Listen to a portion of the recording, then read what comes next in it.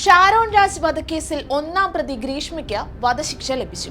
ഇതോടെ സംസ്ഥാനത്ത് വധശിക്ഷ ലഭിക്കുന്ന ഏറ്റവും പ്രായം കുറഞ്ഞ വനിതാ കുറ്റവാളിയായി ഗ്രീഷ്മ മാറി. നിലവിൽ ഒരു വനിതാ കുറ്റവാളി മാത്രമാണ് വധശിക്ഷ കാത്ത് സംസ്ഥാനത്ത് ജയിലിൽ കഴിയുന്നത്.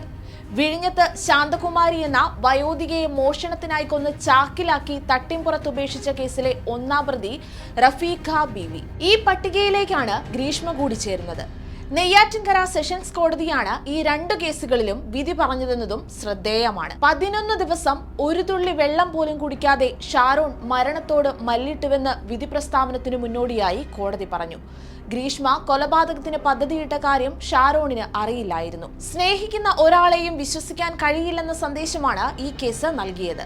ഷാരോണിന്റെ ഭാഗത്തുനിന്ന് മാനസിക സംഘർഷം ഉണ്ടായിരുന്നുവെന്നാണ് ഗ്രീഷ്മ പറഞ്ഞതെന്നും കോടതി ചൂണ്ടിക്കാണിക്കുന്നുണ്ട്. കൊലപാതകത്തിന് പുറമെ തട്ടിക്കൊണ്ടുപോകൽ, തെളിവ് നശിപ്പിക്കലടക്കം വിവിധ വകുപ്പുകൾ പ്രകാരമുള്ള കുറ്റങ്ങൾ ഗ്രീഷ്മ ചെയ്തതായി കോടതി വ്യക്തമാക്കി. 556 പേജുള്ള വിധിപ്പകർപ്പാണ് ഷാരോൺ വധക്കേസിൽ തയ്യാറാക്കിയത്. സാഹചര്യ തെളിവ് നല്ല രീതിയിൽ ഉപയോഗിച്ചു. കുറ്റകൃത്യം ചെയ്ത അന്നു മുതൽ പോലീസ് പിടിക്കുന്നതുവരെ തെളിവുകൾ താൻ തന്നെ ചുമന്നു നടക്കുകയായിരുന്നുവെന്ന് പ്രതി അറിഞ്ഞില്ല. പാരസെറ്റമോൾ കലർത്തി ജ്യൂസ് ചലഞ്ച് നടത്തിയത് തെളിഞ്ഞതായും കോടതി വ്യക്തമാക്കി. 2022 ഒക്ടോബർ 14 വീട്ടിലേക്ക് വിളിച്ചു വരുത്തി ഗ്രീഷ്മ വിഷം കലർത്തിയ കഷായം ഷാരോണിന് നൽകുകയായിരുന്നു.